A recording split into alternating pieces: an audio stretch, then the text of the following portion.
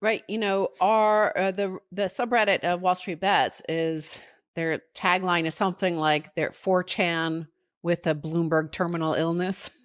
So think of this, like who this generation in large part are. They are, like we said, Z and early the youngest of the millennials. So what they're doing is they understand games better than all of us. And what Wall Street is playing the players, right? That's how you become a hedge fund billionaire. You play the players. You don't play the market. You don't play fundamentals. You don't play earnings reports and stuff like that. You play what the players are going to do. Also, they did the same thing. They started this. We knew how powerful they were when 4chan elected Donald Trump using memes. And now they're taking down the financial markets using memes. Their parents, Generation X and boomers, weren't paying attention to their children. They didn't want to have to pay attention to them. They don't have the responsibility of taking care of them and put them in the basement or in the attic and say, go play your video games. Well, these kids learned how to take down their parents and their grandparents' financial system, their political system, all of it. It has just like evaporated into nothing, right? The deplorables got rid of free speech. Okay, the 4chaners that use memes to elect Donald Trump, we've now exposed that there actually is no free speech for half the population. Now they're showing and exposing the fact that there, in fact, are no free markets. You can only sell GameStop. You can't buy it, as happened with many of the online brokerages. You mentioned the boomers versus millennials and Gen Z. Also, within Congress, there's a bit of a generational split as well, because AOC is, of course, very competitive with Nancy Pelosi. Nancy Pelosi is obviously a boomer. And so Nancy Pelosi has not come out against this, and understandably, because she would be in the category of folks that would protect the status quo. So AOC, of course, there's an interceding competition going on within Congress itself. She's like, oh, I'm going to be on the side of the Robin Hooders, maybe. I mean, she said that this week. And that's kind of interesting as well. But I do agree there is an intergenerational aspect to this. The millennials clearly are figuring out a way to get back all the money that was taken from them, particularly in 2008. Remember, Obama bailed out the creditors instead of the debtors. He moved trillions of dollars of the people's money into the hands of Larry Summers and his buddies. And now the millennials are of an age when they're going to try and get that back. And I think that if they keep down this path of financial activism and regulatory arbitrage, they're going to succeed.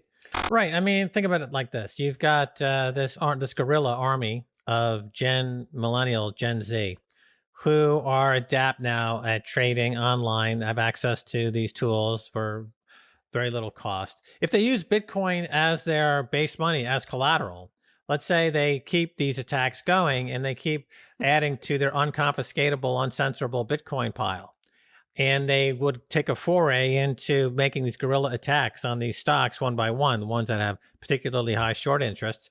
They attack it for a day or two. They make a quick 500-600%, and then they blow out of it and put a portion of that back into their unconfiscatable Bitcoin bags.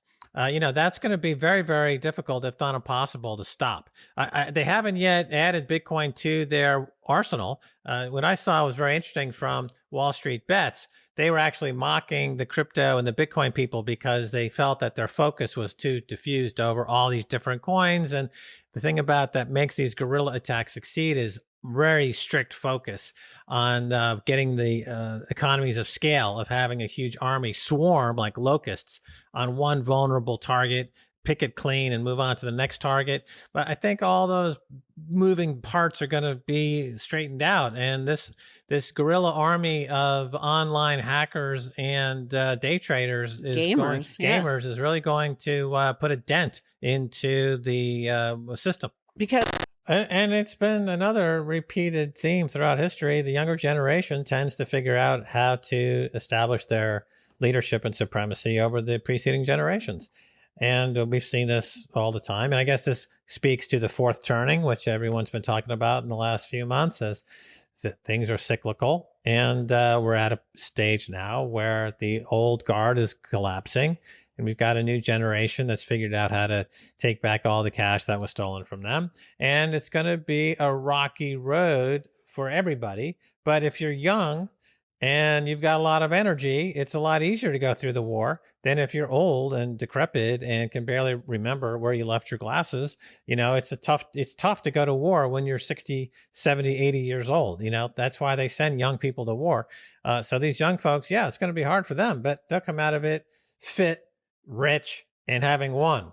Right. And the boomers, silent, and Generation X are attached to those stock portfolio gains, to their house price gains, all based on the debt that they've basically been rolling over for all these years that is allegedly supposed to be paid off by the millennials and the Z. And millennial and Z are saying, no way, come at us, buddy. Like, they're going to rip this apart in ways that we are not expecting. And that's why every time the peasants start to revolt against the elite of any system, whether it was back in the days of the Roman Empire or the Dark Ages during when the Vatican ruled, or the Enlightenment and the French monarchy, they always try to hit reset, right? Because this is the funny thing that's going on with this. Davos met, and they had it was all about the Great Reset, but these kids are the ones resetting the system. And I want to turn to a comment from the Orange Pill Podcast Telegram group. And that was Jason the Normie Hunter. He said, GameStop, stop the game, restart, reset, great reset. Is it a psyop, or do I just need to take my meds? So GameStop, okay, the game stops. And that's the powerful thing, is if it is a game, right? And I guess it always has been, because we did have debt jubilees and things like that. There was a notion that you can just restart, right? Like, just let's start again. This whole thing has gone horribly wrong.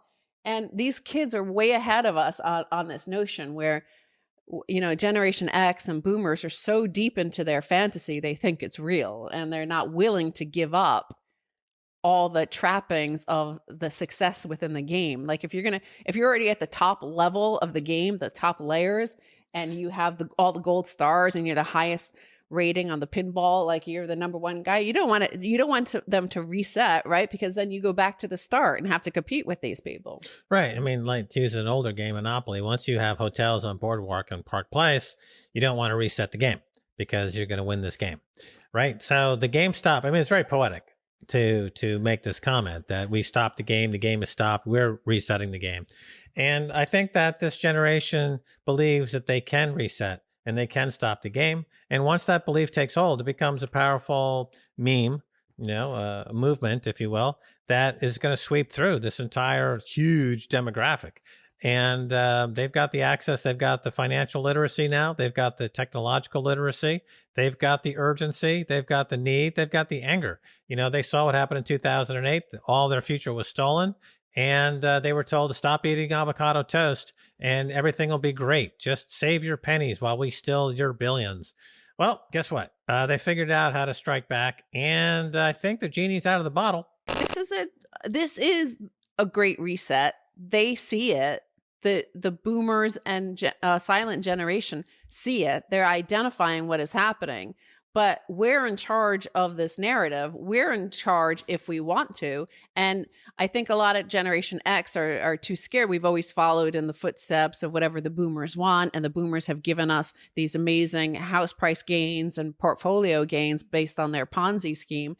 But, the victims of our Ponzi scheme are fighting back now. And you've either got to join them and get on that side of the revolution, renounce the elite, renounce the monarchy and Marie Antoinette, Marie Antoinette of the world, Rachel Maddow is going to be throwing, brioche to these peasants. Right. But nevertheless, the global insurrection against banker occupation covers more, 3 billion people potentially. And there's only, there's silver, of course, is a global asset that can be mobilized to fight the banksters, but Bitcoin is the preferential asset. Higher Bitcoin price goes, the more the banks and the central banks are defunded.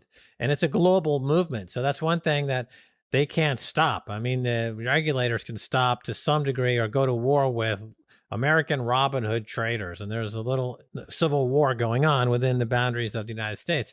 But as this thing spreads globally and people understand that Bitcoin, which is unconfiscatable and uncensorable, and that becomes their reserve asset from which they launch their sorties into attacks on various over leveraged companies or over shorted companies, and then they build up their treasuries with the profits.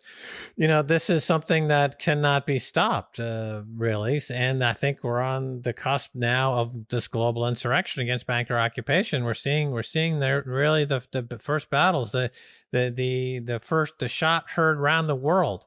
I think that was in Concord, Massachusetts, that started this Revolutionary War of America against the English occupiers. I think we've got that right now with this week.